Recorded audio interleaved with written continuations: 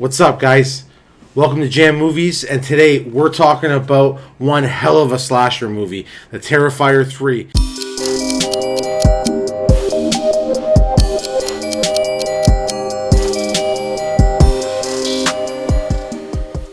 So, finally, we get to talk about The Terrifier 3. I know we were waiting to get it on 4K before we could discuss it again, get a second viewing. Because I remember when we left the theater the first time we watched it, because we ended up seeing it at a small local theater, and then we went to Frightmare on the Falls. We ended up going to see it again at Cineplex, which I thought I ended up enjoying that experience better, but it was still an experience in a smaller theater. I've never been there before. That was at the Cinestars or something like that. But now we have a better idea of it because in the theaters I had said that I enjoyed this one automatically better than the second one, and I love the second one.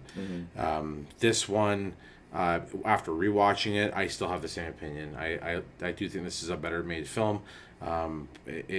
There's more of a story, I guess you can say, and more of that lore. Right now, we're kind of wondering about Art's character, but before we dive into any of that, as always, let's start with this budget. Yeah. So. The budget was $2 million. Opening week, Canada and the States were $19 million. I can't remember, but what did it gross? I think the total was like $89 million, which is really good for the budget. $2 million budget, right? Yeah. They kept making that joke about the Joker. There's a new clown in town, and because it did better in the box office comparison to budget, right?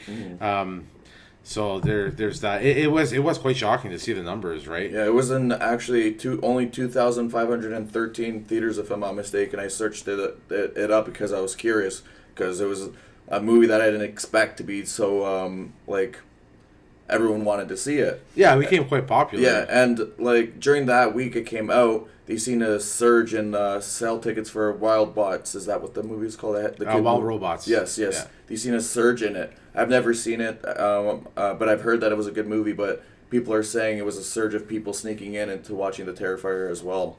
That's crazy. I didn't even think of that too, right? Because when you were a kid, you didn't buy a ticket for a different movie and go and watch a different one. Oh, I definitely did. Yeah. It was funny because I remember us going into seeing it when we went and seen it in Niagara. Excuse me, and the younger group of people, they were trying to get in. You needed an adult, and they couldn't get in. And I remember back in the day, I would just it was a quick fix. We'll just get a copy for rated G and walk into rated R, right? So, but it's crazy to think though with the fact that this started off as just a cult classic, right? Independent film. It's still an independent film, but now I think Art the Clown's gone from cult status right to icon status now. Where I would put him up there with the Freddys and the Jason and the Michael Myers, right? At least he's getting up there. But let's talk about Damien Leone. Yeah, I really like the third one out of the three. The character development for some of the characters I didn't really like, just made me like them better in this third one. I still am trying to figure out why Art the Clown is who he is and where he got these powers from. Where is he from? Can you actually kill him and whatnot? So he keeps me entertained and wanting to figure this out, and at the same time with all his gore and effects. Yeah, it's exactly, and Damien Leone is the writer director. He works on the special effects. He's the whole shebang. So this is like his Mona Lisa, right? He upped it up, or he upped the ante in every aspect possible. I thought the script was better in this one. Like you said, story was great. The dialogue was better in this one. You cared more for the characters. The whole movie was it was better in every way than the second one, and the second one wasn't a bad movie, right? And I did like how they kind of shaved the runtime down on this one comparison to the second one, because there was I remember, I think I told you there was a gap in between near the final act where it was I don't think they needed to have had it that long, but This one, I didn't feel like it was like it overstayed its welcome at all, right? The actors now, I mean, we're now seeing them developing, right? What was the her brother's name? Jonathan Elliott. Jonathan Elliott Fulham. Fullman, yeah. Fullman, yeah. That's funny because that's actually who I like, the one actor that I grown to love so much more in this one out of the second one. Like, they've made him as an actor and playing that role, and the script that he played was just 10 times better than the second one. I'd have to say myself. Oh yeah, you can tell like in the first one it was almost like he's still trying to figure out his acting chops, we'll say. This one it was more like he came in prepared. He was ready to build up that character of Jonathan. So and then Lauren Lavera, I'm a huge fan of her, right? Yeah, of course, but. No, she was really good. I mean, I still think that she's gonna go places. I think she's gonna you'll see her in Hollywood soon, right? More in the bigger pictures. I know she's got another one coming out soon, The Monster. Okay. With more big name actors, right? So she's definitely getting her foot in the door. Where do I see Damien Leone in a few years from now? I mean, now there's talks about his company making the Deadly Night, Silent Night, the remake. That'll be good. That'll be really good. Oh yeah, that's what I mean, because he's gonna bring that gore to it. And if you watch that movie, it has its moments obviously, but it was cheesy and it was the 80s, right? We know how 80s slashers are. Yeah. For him to do what he did with the Terrifier to that, I would love to see it. So yeah, all around the cast was great. Again, too, everything is the stakes are higher now. The ante's up, right? So. Let's talk about the opening scene, actually. Oh yeah, no, okay, that's a good thing you brought that up. Opening scene. What did you think? Do you think it was a good start the way it did? Because it kind of started in like almost like the middle of the timeline in that movie, right? So what did you think? I liked it because it was just shocking. Let's just say that, and like I liked that. Like it's been done before, but I was not expecting it to be done like the way they did it. It was. You gotta let them know. No spoilers. Spoilers. There's right? a lot of spoilers. Yeah. Sorry. Go ahead. But yeah, with like the thumping, the sound effects, everything in that one scene was just amazing. Yeah. Well, he has that. He does his own sound mix. It's like a crunch sound, or so I can't remember the exact name of it, but it really hits hard, especially in the theater. It did, and then when I brought it home in the home theater. It hit hard. When he takes every swing of that axe, you feel it. Yeah. Right? And to say you were able to do that with sound, and then you have your gore on top of that, I mean, it was a good mixture, right? And like you said, too, the opening scene was shocking, right? Like, Art the Clown don't care. You're a child, you're a man, a woman, right? You're in his way, you're done, right? So I couldn't, but like when she opened that bedroom door, the mother of that scene, and seen her little boy all hacked up to pieces, I was like, what the, like, this is taking it far, right? We're going to a whole other time zone now, right? But that part, and then the whole part, like where she's laying in bed with her husband and he's just having at her, or having at him, right?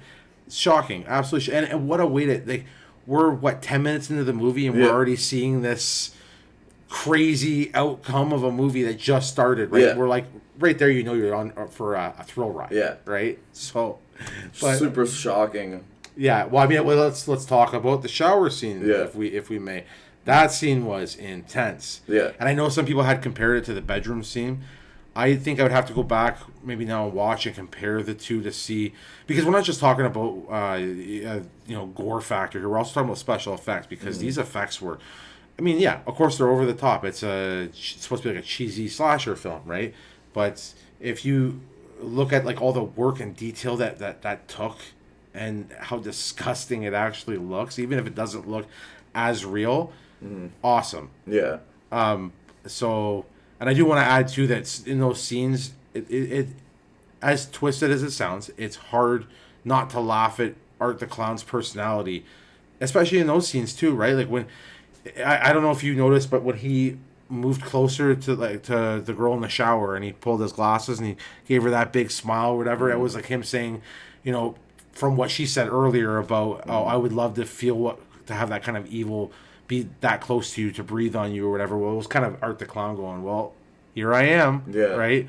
So, and opening scene, same thing. With the cookies, he eats the cookies at the end when he's done with his business and then washes the dish. Yeah. Like it even matters, right? But how did you feel about the shower scene? Well, to be honest, you've said it all. I can't say anything else on top of that. The effects were great.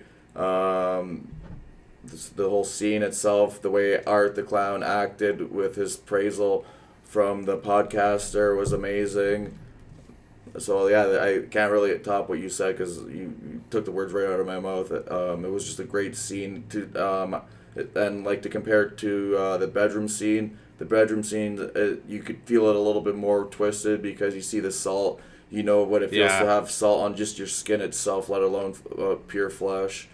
But yeah, that scene was really good. But my favorite kill scene in there was probably. Let me think about that. Do you know what your favorite is right off the bat? Yeah, no. My favorite scene is it's a tie. I would say between the opening scene and I did enjoy the whole Santa Claus where he met what he thought was Santa Claus for the first time. Right. Mm. It had its moments of comedy. He brought out a new toy that freezer. He froze the what do you call it? The Santa Claus's body or whatever with that machine that he made. That was awesome to see something like that. And again, too, we know Art gets creative with pulling out of his bag of tricks, right? Yeah. So and then how he gets the Santa suit and how it all happens, I really enjoyed that, and that was like a big reason for the movie, right? It's like it's a Christmas movie. I'm Santa Claus. I took over your job, but just doing it really twisted, right? Mm-hmm. Which like the mall scene with the bomb, and we're not gonna get into every scene here, but you know what I'm talking about. But yeah, all in all, better constructed movie. But any thoughts on your favorite scene? Can you think of one? Or yeah, I was gonna say the Santa Claus scene was good too because. The Santa Claus was trying to be welcoming. Everyone else was being the one that was picking on him, and then he ends up killing him. And you kind of feel like, come on, Art, we like this character. Why'd you kill him and whatnot? Yeah. He ended up pissing himself on him. Yeah. And how he said like you need to be a Santa Claus, you need a real beard. So he cut off his beard and took it. But yeah, that was a good scene as well. Yeah. I would say that was probably my favorite scene. Okay, so I say. We dive into this ending here because now we can talk about something that people are speculating where Damien Leone is going to take Terrifier 4 and apparently going to be the last one, right? Mm-hmm. They did leave a bunch of stuff in the air and in the open. Lauren Lavera's character, she's getting more, I guess, flashbacks of her dad, and now we're kind of understanding more and more what's going on and how is it related to the Terrifier, and how is it related to Art the Clown, right? And where I personally think after that ending scene, we'll talk about the actual scene itself, but where I think it's going to go wherever Art's from or his spirit's from, whatever took over his body. I think that's where the movie's going to mainly be based on, like in some kind of other world, which I think could be cool, and I think he can get away with a lot more things, right? Especially with gross out special effects and stuff like that. When you're in a different world or whatever, essentially that you created, the possibilities are endless, right? Mm-hmm. What's your speculation on where he's going to take the series? I agree. He's going to take it to their underworld because it looks like Art the Clown is dead, but is it like his, like, I don't know, it's weird because you don't know anything really about Art the Clown, but you know so much. Yeah, it's like possession almost, right? So, because you don't see where that little girl is anymore, so what happened to her? So I don't really know, like, is it going to be like an Easter? Is it going to be another holiday version, like the last two? But I think, like you said, it's going to partake mostly in the underworld or hell or whatever it's going to be. And it's going to probably be a shocking opening to get us into that world. That's what I'm speculating. But I wish the ending was a little bit different.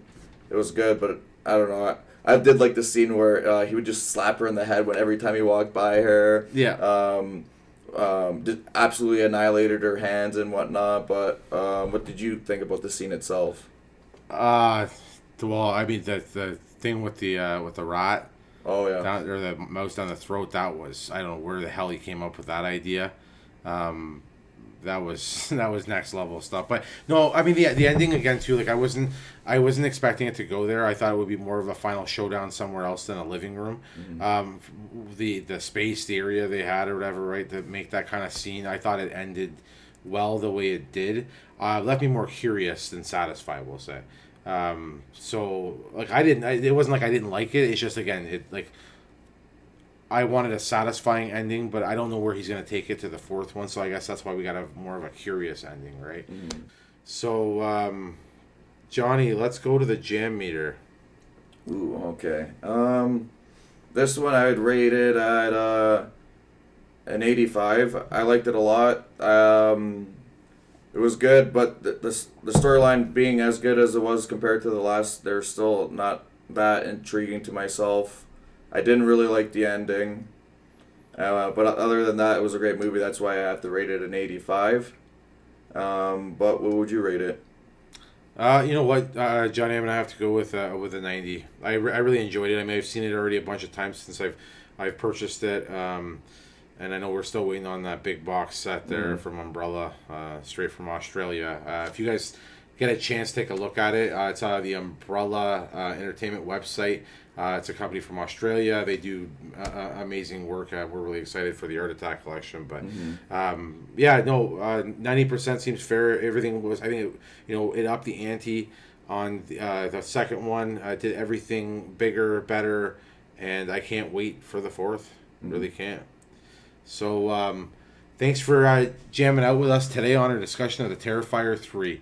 We're finally happy that we're able to sit down and discuss this one. Like you said, we had to watch it a few more times just to kind of get more of an understanding and be able to bring you guys a proper discussion.